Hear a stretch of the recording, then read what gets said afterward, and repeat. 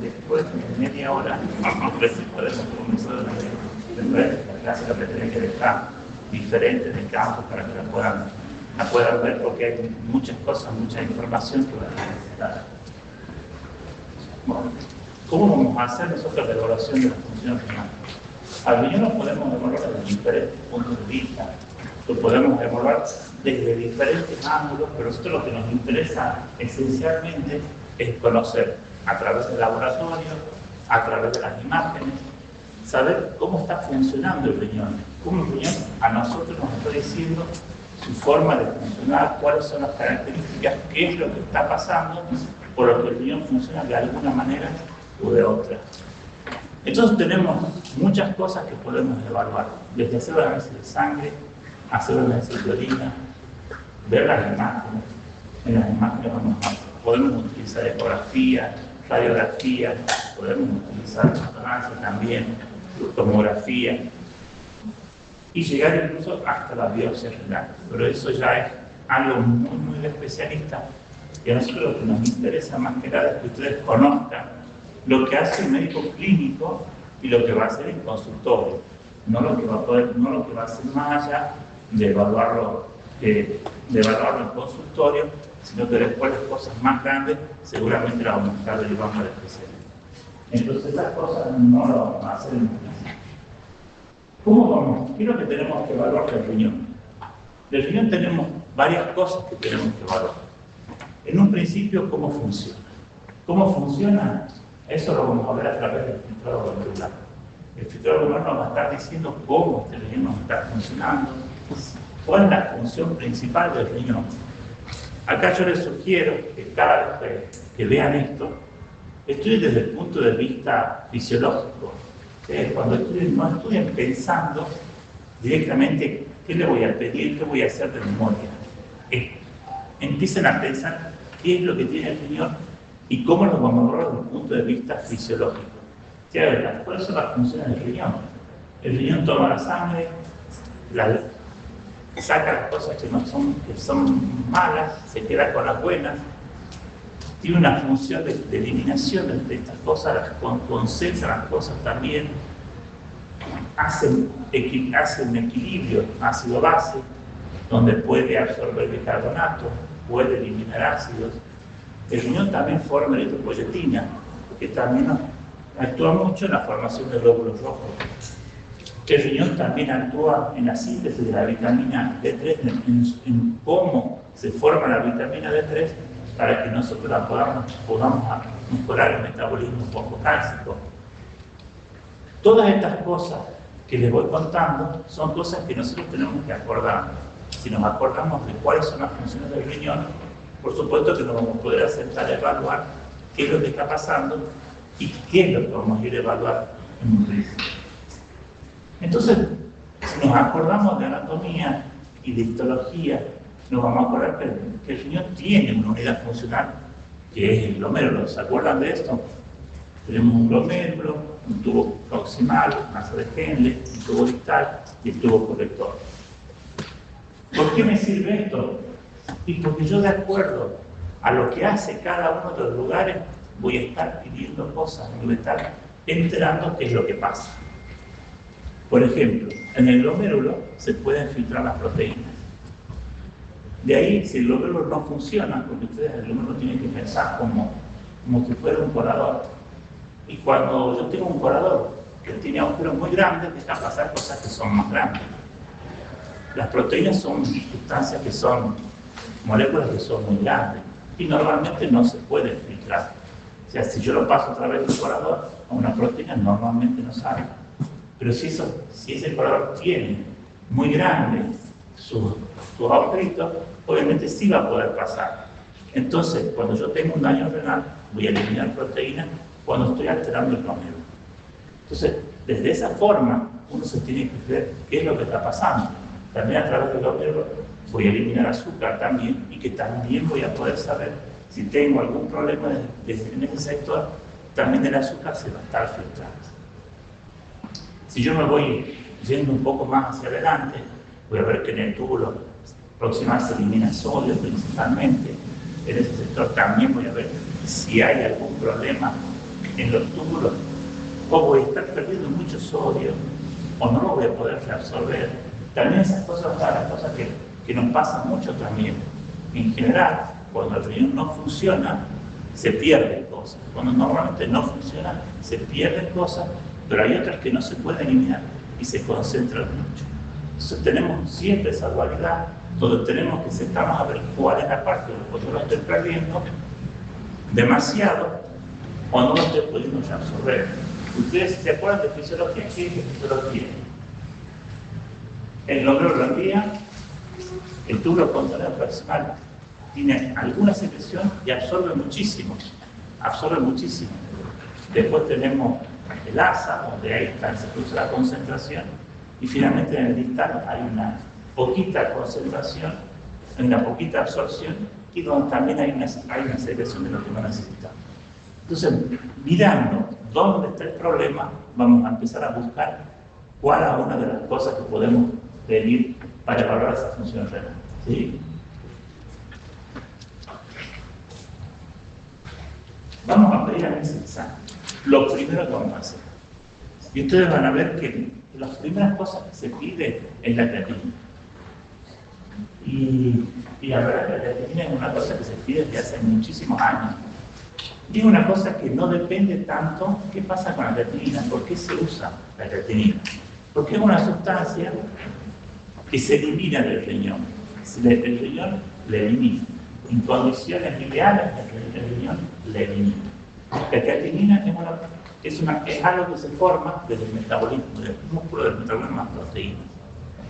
Y cuando uno tiene creatinina, la elimina, y eso hace que uno pueda, a través de cuánta creatinina uno tiene, tener idea de cuánto funciona ese riñón. Sin embargo, la creatinina tiene un grave problema, y que tiene muchas, pero muchas cosas que me las pueden alterar falsamente.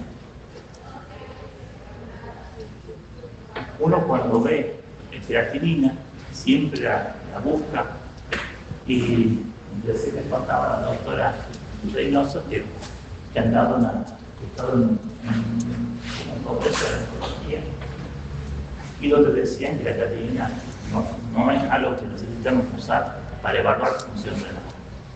Y es así, en realidad es así, porque la creatinina tiene muchísimos problemas.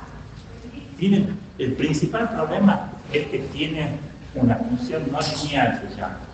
O sea, la creatinina está bien y se me va alterando muy poco cuando el filtrado glomerular va cayendo.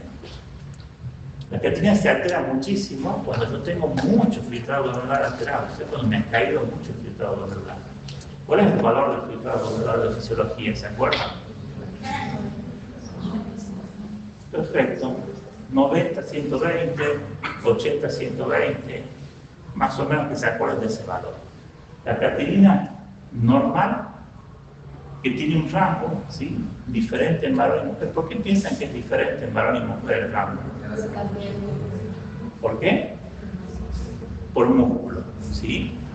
Las varones tienen más masa muscular, entonces forman más creatinina. Entonces la creatinina en los varones es un poquito más alta que las mujeres.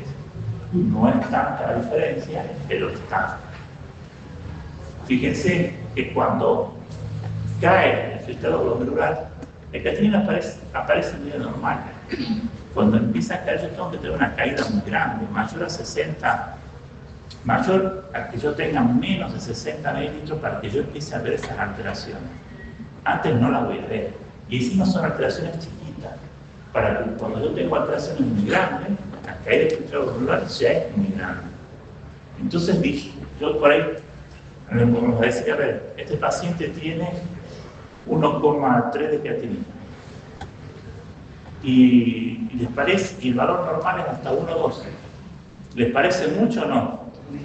Parece poquito el problema. Pero, si yo la agarro y le digo, bueno, en vez de tener 1,3, tiene 1,6, el problema se me hizo un poquitito más o mucho más. El problema se me hizo mucho más grande, se me fue mucho más. Y por eso no es una relación que nosotros podamos tener y evaluar de esa manera. Por eso la creatinina tiene tantos problemas, y es porque cambios muy chiquititos hacen que el filtrado glomerular sea muy diferente. Existen muchos problemas que nos pueden hacer que la creatinina esté alterada. Y si ustedes me cuentan, y ustedes mismos pueden sentarse a pensar qué cosa puede aumentar la creatinina. Si yo estoy contando que hay un metabolismo del músculo aumentado por algún motivo, ¿qué cosa le puede aumentar la creatinina? La masa muscular, por ejemplo, ¿Eso qué va a hacer por la creatinina? ¿La va a subir o la va a bajar? Mira, va a aumentar la masa muscular y más el metabolismo del músculo. En realidad, ¿sí? Si yo no tengo músculo, si se me perdió, la creatinina va a bajar. Entonces lo que te la creatinina es falsamente baja. En la gente que es muy delgada, en la gente que no tiene masa muscular. En los ancianos, ¿qué pasa con los ancianos? Los ancianos tienen muchísimo músculo o tienen un poquito de músculo. Poco. Entonces ellos forman poca creatinina. Y por eso en un anciano, cuando ustedes ven la fórmula de medición del filtrado glomerular, siempre le da, tiene muchísimo peso. Yo puedo tener la misma creatinina, el mismo valor de creatinina de una persona joven y el mismo en una persona grande. Y uno intuitivamente dice están iguales, ¿o no? Pero la edad cambia mucho y la edad por sí sola hace que el filtrado glomerular sea mucho más bajo en la fórmula cuando yo tengo una misma creatinina. No es lo mismo una creatinina de 1,1 en un paciente de 20 años y una creatinina de 1,1 en un paciente de 80 años. Uno va a pensar que el valor es el mismo y va a pensar que está todo bien. Pero el paciente de 20 años tiene 100 de filtrado glomerular y el paciente de 80 años tiene 50 de filtrado glomerular. ¿Les parece lo mismo? Para nada. ¿Sí? Y eso es un problema de la creatinina, en que es un valor muy relativo y uno no está acostumbrado a verlo de esa manera. No está acostumbrado a verlo como un valor relativo. Está acostumbrado a verlo como un valor absoluto. Uno ve los análisis y dice está perfecto porque uno ve los valores de referencia siempre. Y los valores de referencia no tienen en cuenta la edad, no tienen en cuenta el peso, no tienen en cuenta qué hace el paciente. ¿Qué pasa si yo les digo que este es un paciente que hace mucha actividad física y que tiene mucho músculo? La creatinina, ¿cómo va a estar? Aumentada. ¿Y va a ser porque tiene insuficiencia renal? No. Va a ser porque este paciente está teniendo mucha masa muscular. ¿Qué pasa si este paciente consume muchas proteínas? Come eso todos los días. ¿Ah? ¿Qué nos va a pasar? Nos va a estar aumentando, estamos aumentando la proteína, estamos aumentando también la formación de creatinina, también la formación de urea, lamentablemente, pero estamos aumentando también creatinina. Tenemos que tener en cuenta todos esos vaivenes cuando hablamos de creatinina. Entonces, una de las primeras cosas para pedir la seguridad de creatinina se la pide, siempre se la pide, pero es un valor muy relativo y tiene muchas alteraciones, tiene muchas formas de que uno las pueda subir o las pueda bajar. Si yo tengo un paciente con poca masa muscular, la creatinina va a bajar, con mucha masa muscular va a subir, y esas son cosas que tengo que tener en cuenta a la hora de pedir el laboratorio y a la hora de analizar. Todos los libros hablan de esto, y la doctora me dice que no lo digan, porque no se usa. En realidad, así como esa otra no es una. La cistina es otra forma de medirla, es como medir creatinina, pero no es un análisis que esté disponible, ¿sí? No es un análisis que tenemos disponible para poder hacerlo.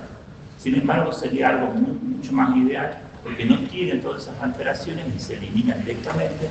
Entonces, tenemos que tener en cuenta acá De todas maneras, a mí lo que me interesa de este cuadro es que se acuerden de todas las cosas que puede alterar una creatinina. ¿De acuerdo?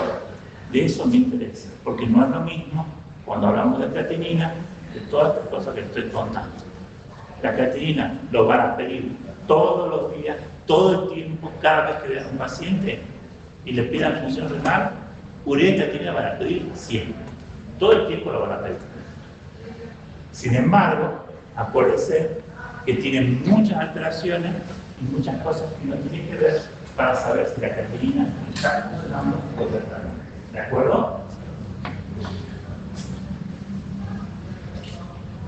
Hay otras cosas que también podemos evaluar cuando hablamos de la función renal y otras cosas que podemos ir viviendo y saber cómo está funcionando ese riñón desde muchos puntos de vista.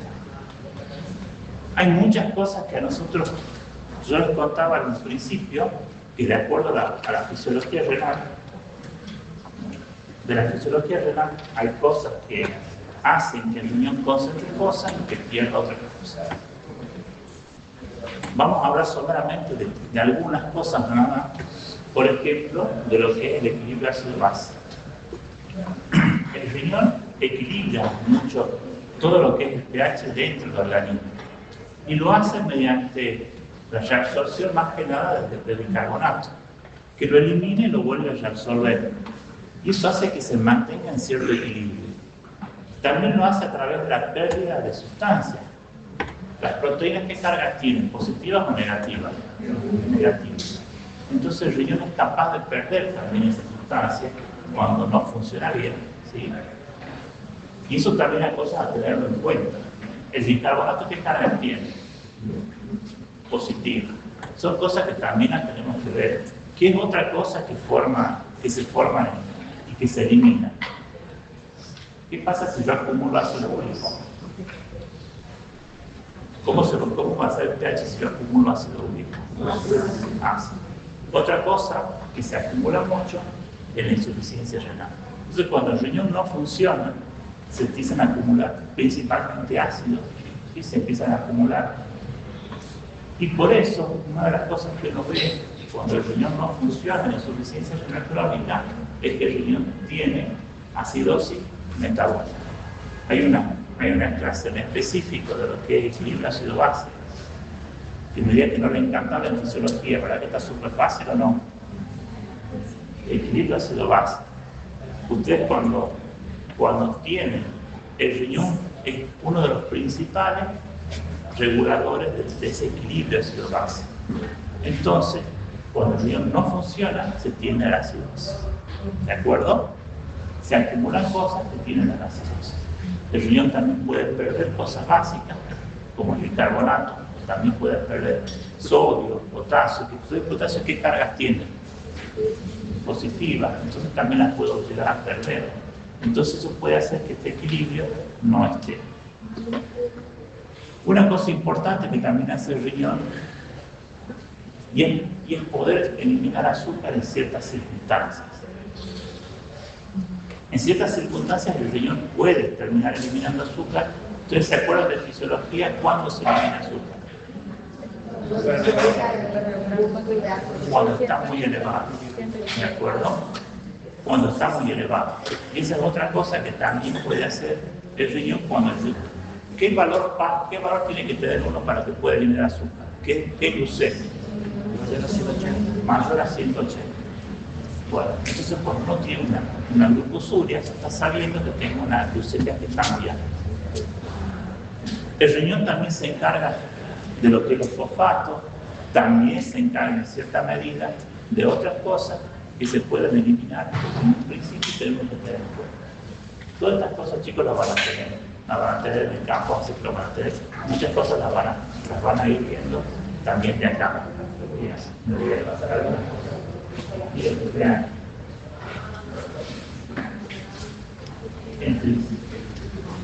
Una de las cosas más importantes también que ver, yo acá me paso de sangre a pasarme a ver la orina. ¿Por qué me paso a ver la orina? Porque es algo muy importante también. Uno tampoco le da tanto valor a cuando evalúa orina, pero muchas veces En lo que es la orina, uno tiene mucha información, solo que no la sabe sacar muchas veces.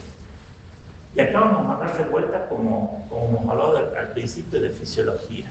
Ustedes se acuerdan porque ya han visto en fisiología todas las características, y en química también al inicio, cuando han hecho morfofisiología, han visto cómo es la orina, y cuando han visto también la primera parte de la parte básica, también han visto las características físicas de la orina, ¿sí? Entonces la orina tiene ciertas características que se tienen que mantener. Una de las cosas, por ejemplo, es el color, donde la orina es amarillenta, clara, y cuando va sufriendo cambios de color, nos va diciendo algunas cosas. Y lo tenemos que ver, ustedes también en semiología han visto algunas de las cosas. ¿Qué pasa cuando la orina se vuelve muy oscura? ¿Qué es lo que estoy pensando? Coluria, puede ser coluria, puede tener bilirrubina. ¿Qué más puede ser? Puede ser deshidratación también. Puede ser deshidratación, puede ser que la orina esté concentrada. Entonces, uno tiene esas ideas. ¿Qué pasa si la orina se me vuelve roja? Por presencia de glóbulos rojos. Tengo que tener presencia de sangre en la orina. Entonces son cosas macroscópicas que tengo que dar cuenta. Hay cosas que pueden tener también la orina directamente, ¿sí? Por ejemplo, cuando yo tomo alguna cosa que me hace tener la orina de ese color, y tenemos que tener en cuenta también eso. ¿De acuerdo? ¿Qué pasa si la orina es demasiado clara y no tiene color? ¿Qué puede pasar? Puede estar diluida. Una de las cosas puede estar muy diluida. ¿Qué más puede pasar? Un paciente diabético que elimina líquido porque está eliminando ¿qué? ¿Por qué elimina mucha agua en diabético? Por el glucemia, ¿sí? Orina, agua, porque orina azúcar que arrastra agua, ¿sí? Entonces tengo un paciente, cuando el paciente es diabético orina mucha cantidad y la orina se me vuelve clara. Fíjense que también una cosa que nos sirve mucho es saber la densidad de la orina. ¿Qué densidad tiene? O sea, si la orina tiene más cosas resueltas o menos cosas resueltas. Esa es la densidad de la orina. ¿Se acuerdan de cuando hablaban de fisiología? En morfofisio hablaban de osmolaridad. ¿Se acuerdan también de eso o no? La orina tiene suerte una osmolaridad similar a la sangre, que ronda los 300, pero también puede estar muy diluida o puede estar muy concentrada. ¿Quién me habla de esas cosas? Que la orina está muy diluida y muy concentrada. ¿De qué me está hablando? ¿Qué es lo que hace el riñón habitualmente? Filtra o centra. ¿De acuerdo? ¿Y qué pasa si el riñón no concentra nada lo que está? Se lo manda. ¿La osmolaridad va a cambiar o no? Va a bajar, ¿verdad? Entonces una de las cosas que uno ve cuando ve osmolaridad es si la orina está poco concentrada. ¿Eso nos está diciendo que el riñón no anda bien o no? No.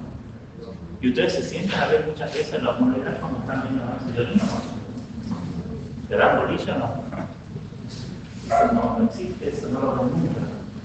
Pero sin embargo, son las cosas que también uno ve. Y si la orina tiene demasiadas cosas, está muy concentrada, ¿qué es lo que puedo pensar? Que hay mucha osmolaridad. ¿Qué es lo que tengo que imaginar?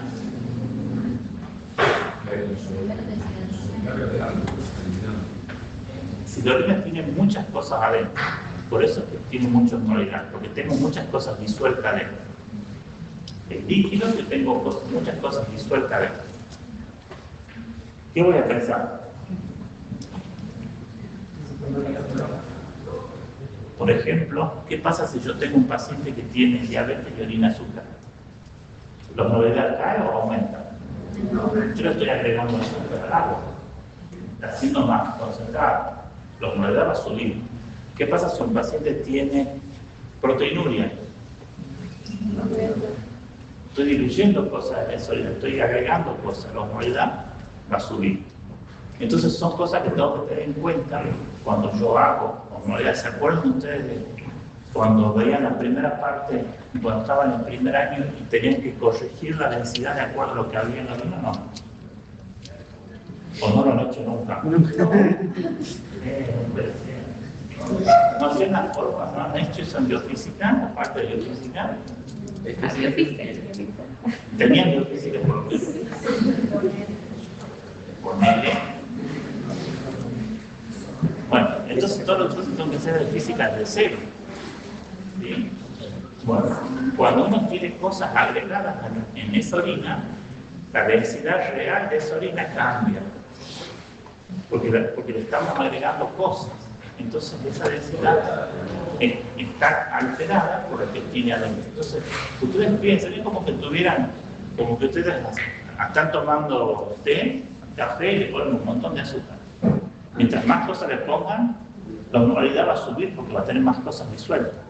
Y cuando esté más líquida, la osmolaridad cae porque están más diluidas las cosas. Bueno, acá pasa lo mismo. El riñón tiene que concentrar. Sí, tiene que tener una osmolaridad determinada. Si tiene demasiado líquido, probablemente no está funcionando. Y si está muy concentrada, es porque está eliminando cosas que no debería. Así de fácil. ¿Les parece complicado o no? Y eso debe ser el primer año, ¿no?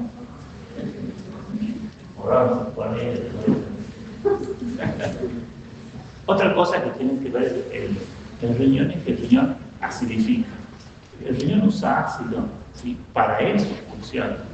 Ahora no decir que no se acuerdan tampoco de eso, que el riñón va formando ácido hasta el centro y después se va haciendo menos ácido. ¿Se acuerdan de eso o no? Sí. Y es la forma en que él tiene de poder eliminar las cosas. Bueno, esa acidez se transforma en orina y hace que la orina sea también ácida. La orina también tiene una cierta acidez. No tiene una acidez enorme, pero sí la tiene. El problema también del pH es el mismo problema por ahí, que es una unidad logarítmica. Y el pH tiene un problema. 7 quiere decir que el pH es como neutro. Pero los pH, si yo le digo un pH de 7 a 6, ¿es lo mismo que un pH de 6 a 5? Bueno, y hagamos la cuenta que yo les digo que, a ver, 1000 moléculas ácidas hacen que mi pH sea de 7 pase a 6. Tengo que usar 1000 moléculas también para que pase de 6 a 5.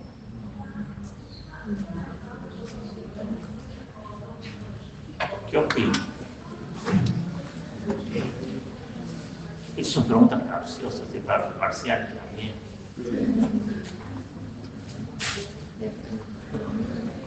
El pH es una unidad logarítmica. ¿Qué quiere decir esto? Que si yo necesito 1000 para pasar de 7 a 6, para pasar de 6 a 5, necesito 20.000.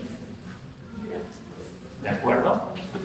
Para pasar de 5 a 4, voy a necesitar 400.000. Es una unidad que aumenta mucho y de golpe. Entonces los cambios chiquititos del pH son lo mismo que lo que hablamos al principio de creatinina. ¿Se acuerdan?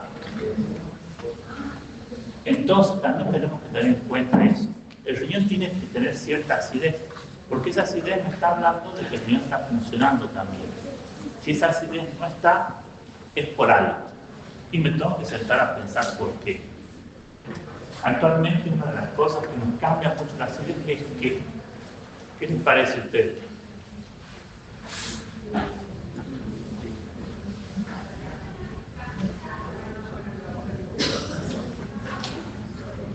¿Nunca les han dicho que vayan a hacer una dieta cetogénica?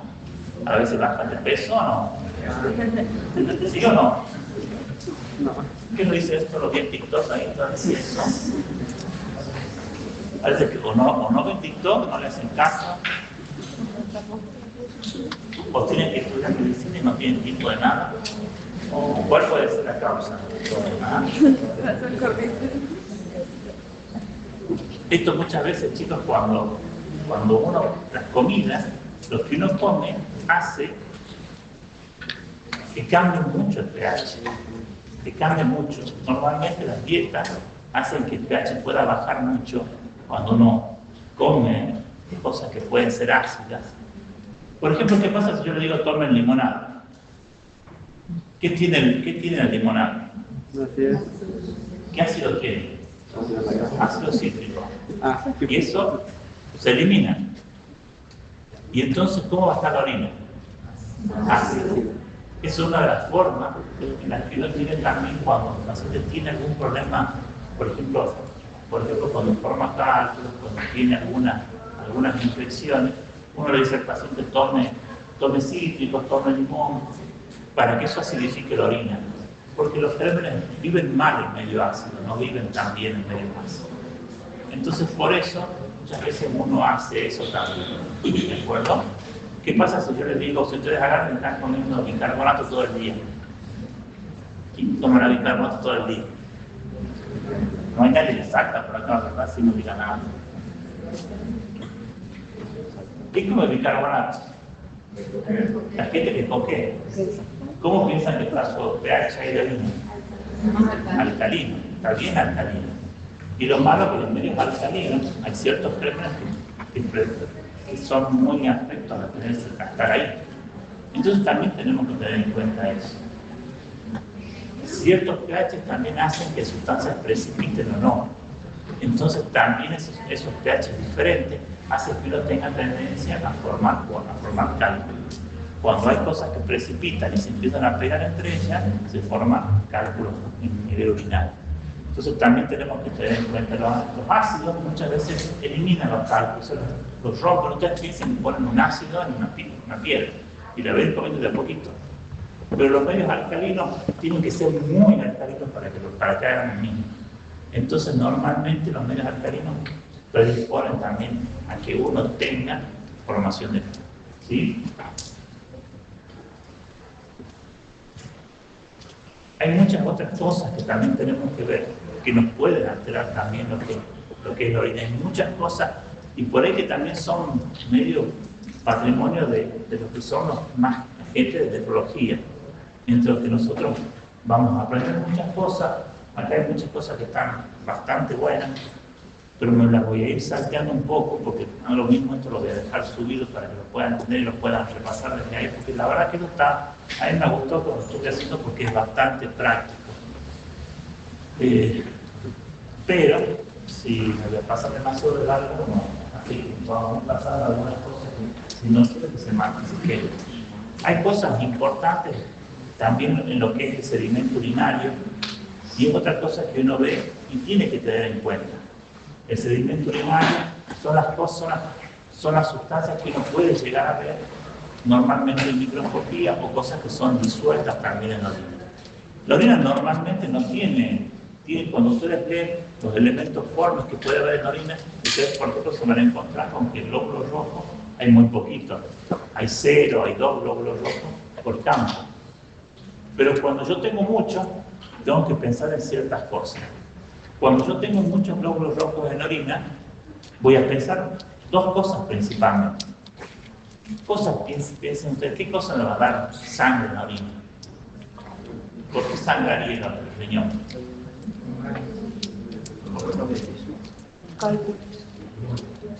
Bueno, cosas que me cuentan también.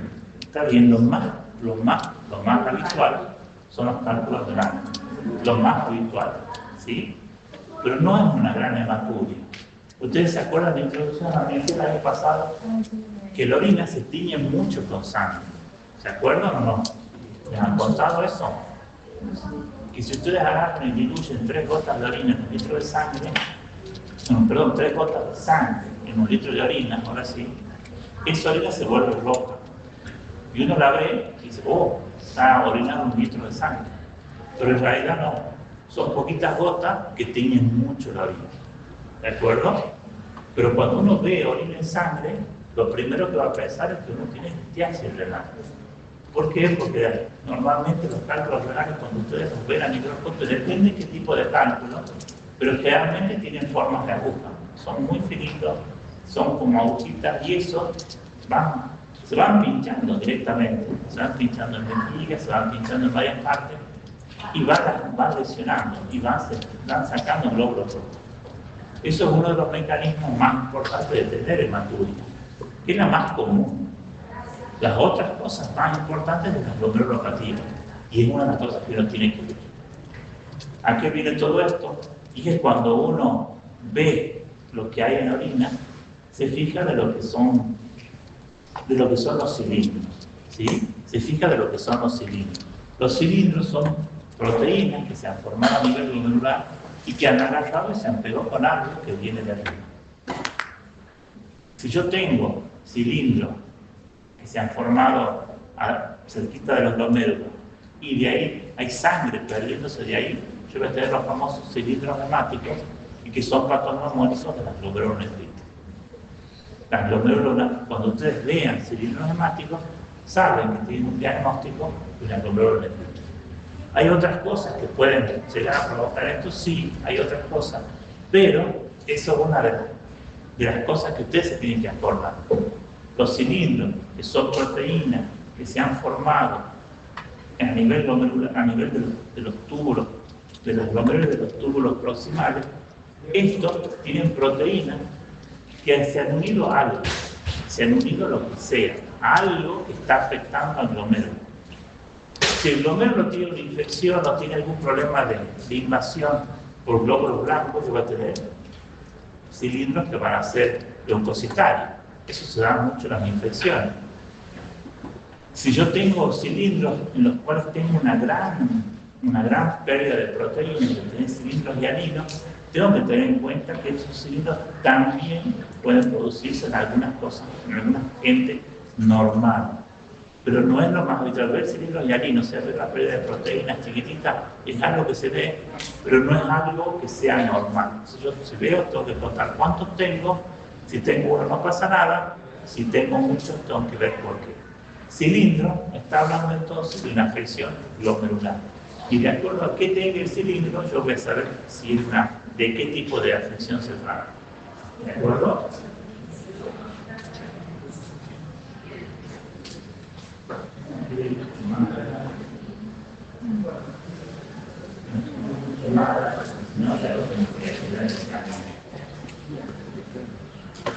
El filtrado glomerular.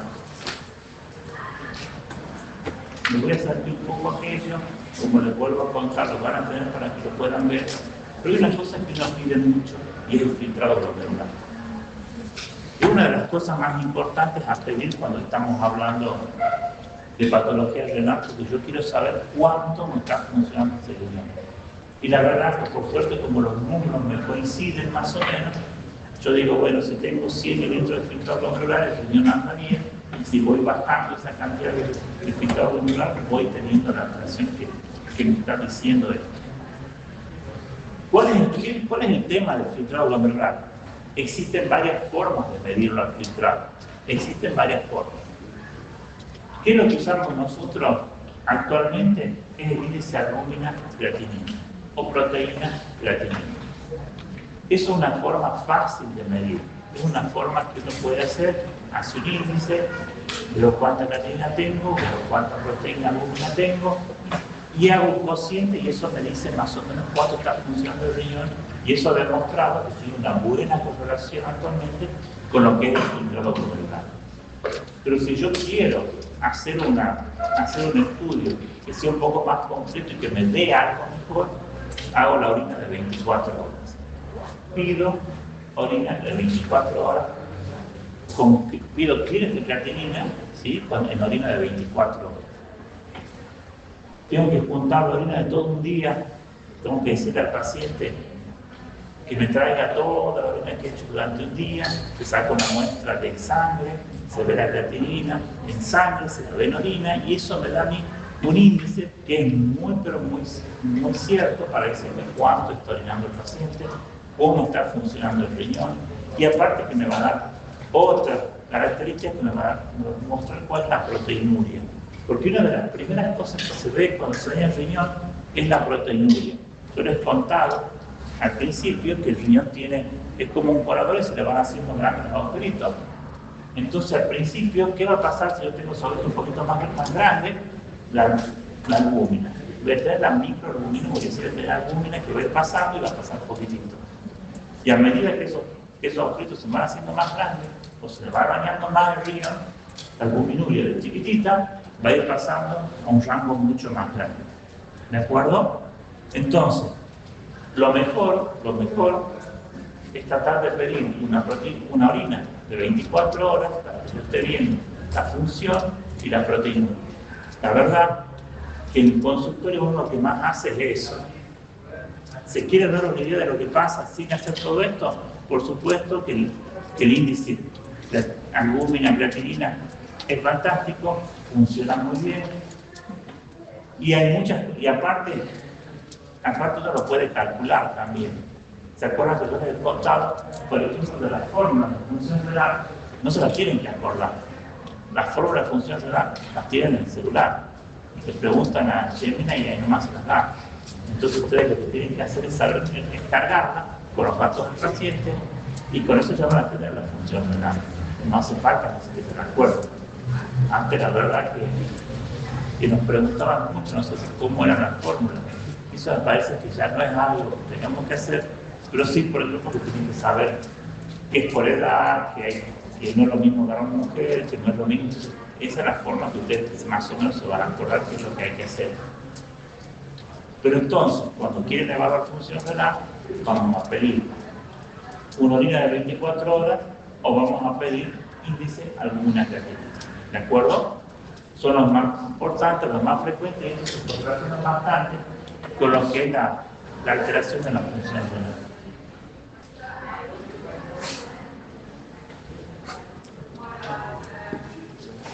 ¿Qué es lo que pasa con diagnóstico por imagen? Se lo voy a determinar enseguida nomás. Diagnóstico por imágenes. Uno de los estudios más importantes es la ecografía. Vamos a tener una clase pura de diagnóstico por imágenes en todo lo que es nefrología. El diagnóstico por imágenes, en la ecografía nos va a mostrar cómo en el riñón, si está funcionando. No vamos a mostrar la función, nos va a mostrar si el riñón tiene índices de que está alterado hace poco, hace mucho, nos va a permitir ver más fibrosis, nos va a permitir ver cómo son los cálices, me va a ver un poco más la forma. Normalmente en un riñón, cuando viene hace mucho tiempo enfermo, tiende a deformarse, a achicarse, a perder diferenciación córtico-medular, cosa que no va a pasar en un paciente que tiene una nefropatía de hace poquitito, cuando el riñón más o menos está bien.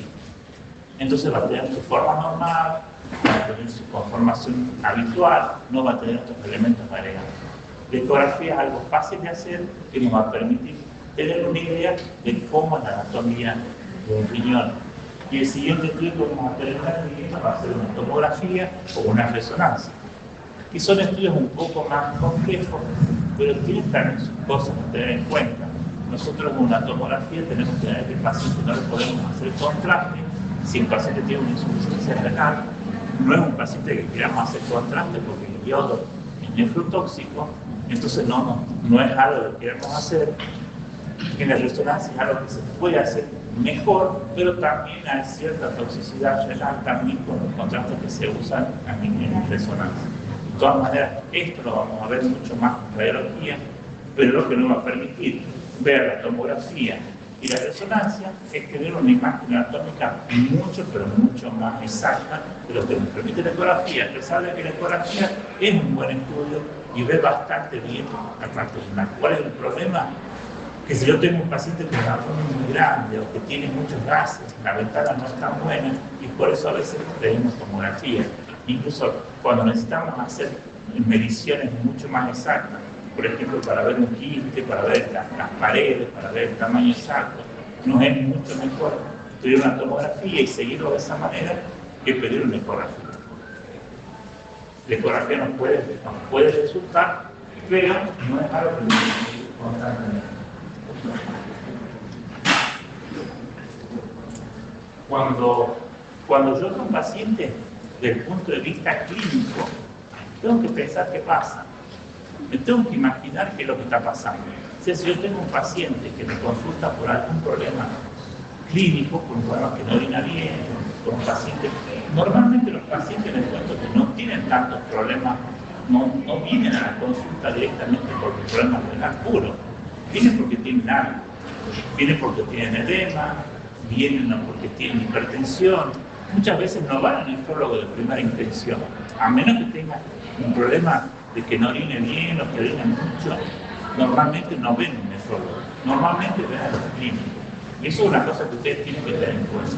Entonces, cuando ustedes ven un paciente que tiene algún problema renal, piden su laboratorio, piden su examen de orina, y se van, y hay que ver qué es lo que está pasando, y ver hasta cuándo ustedes pueden hacer un diagnóstico probable y poder enviarlo al especialista.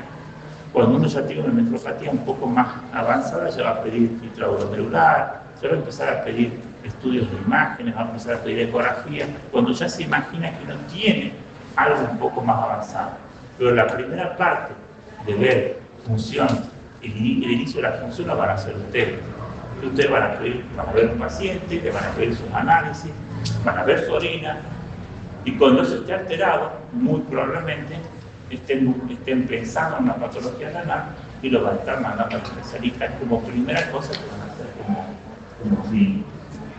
La verdad que esto no me importa que se acuerden, porque si bien por eso les van a preguntar, pero cuando uno quiere ver una insuficiencia renal y a veces es agudo crónica, muchas veces hace que el cuadro se sienta a ver qué es lo que está pasando, si puede ser renal, prerenal, correnal, se empieza a ver qué tipo de cosas tiene. Y la verdad es que son muy variables. Yo sí les voy a decir que se acuerden de la primera columna. Eso sí acuérdense, porque eso probablemente le pregunten bastante. Pero una forma de que ustedes se acuerden qué es lo que pasa con una y con otra, en el riñón que tiene insuficiencia renal, las cosas que son renales, el riñón no anda. Entonces las cosas se tienden a concentrar. Y en el riñón que está recién es prerrenal, normalmente el riñón funciona bien. Entonces las cosas no se concentran tanto. Uno tiene estigmas de algo viejo y el otro no. Esa es la forma en que se van a acordar, en vez de estarse acordándose todo de memoria como la verdad que uno intenta hacer. Yo lo dejo hasta acá. Por ahora la clase ha sido muy cortita. Esto va a quedar mucho más grabado para que lo puedan ver. Y las notas del parcial van a estar el día de mañana para que vayan a salir. ¿Sí? Esto, chicos. No, me parece